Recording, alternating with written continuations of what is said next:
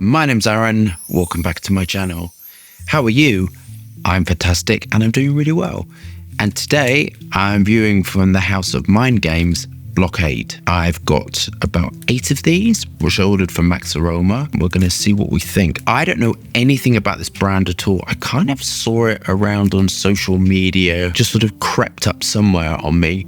And I think there's a lot of marketing. That's just what I feel. It looks very lovely, the box. I'm going to open it and show you the presentation on camera. But I wanted to know a little bit about the backstory because a new brand just doesn't appear out of air. There's a lot of work behind it, you see. Mind games is obviously to do with chess. This says it's an innovative and hypnotic effects of perfumery. The result is inaugural fragrance line that delivers a scent wardrobe of extreme olfactory signatures. So when they're saying extreme, I am expecting, really insanely strong perfumery.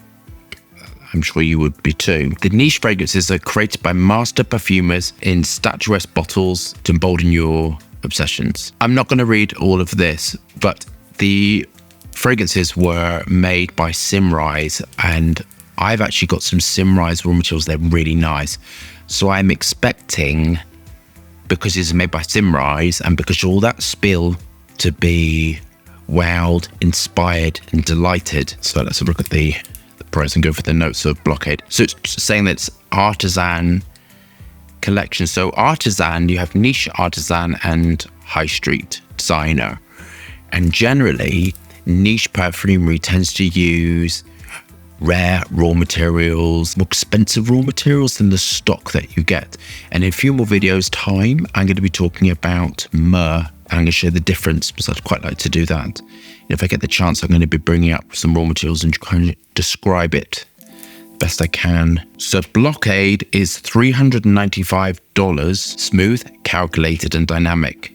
Scents of Blockade make a mango fragrance that inspires action and growth.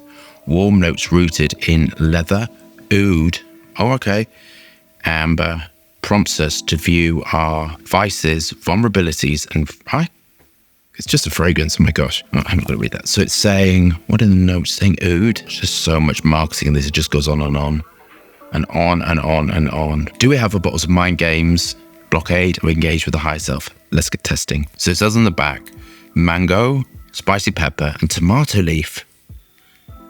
I've never used tomato leaf. It's a raw material I really don't like at all, actually. So the ingredients is kind of all right, but it's pudding, the water, then the sunscreen's really high, then BHT, and then it goes into the allergens, which I have not seen before that way around. Not saying it's wrong, but okay.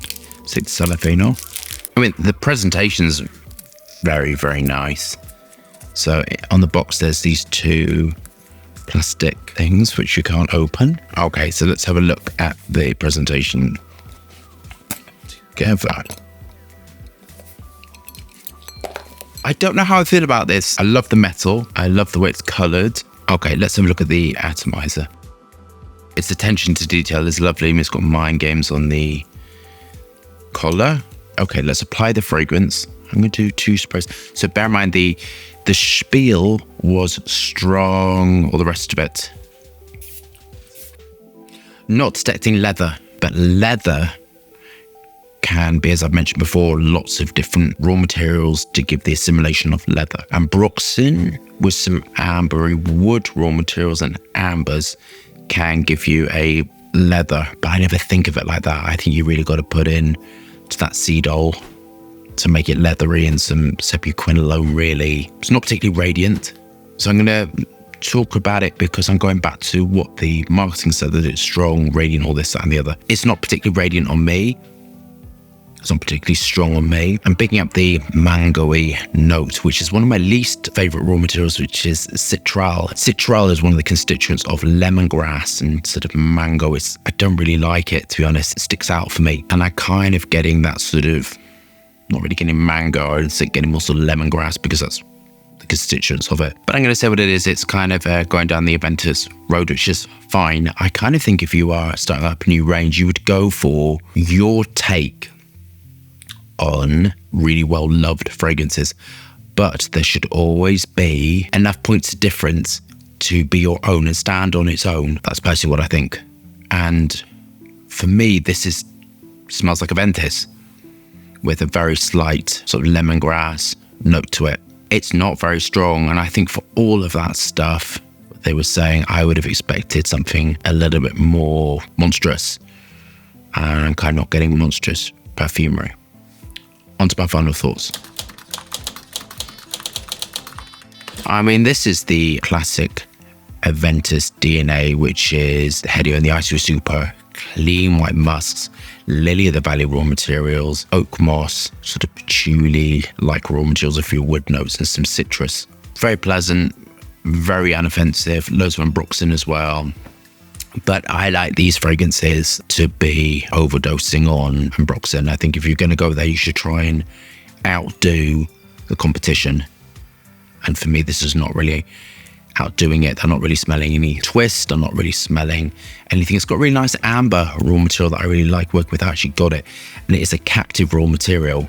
And captive raw material means that it is exclusive to Verminish, Jovid, and all these things. So they make it, and only if you go get your fragrance developed by them do they use it. And that's way of keeping you coming back. And I've actually got this raw material. It's a super powered amber, and that's what's giving it this spike. Maybe that's what they're thinking of as leather, amber wood, the ambroxan in this amber grist type family. It smells very nice.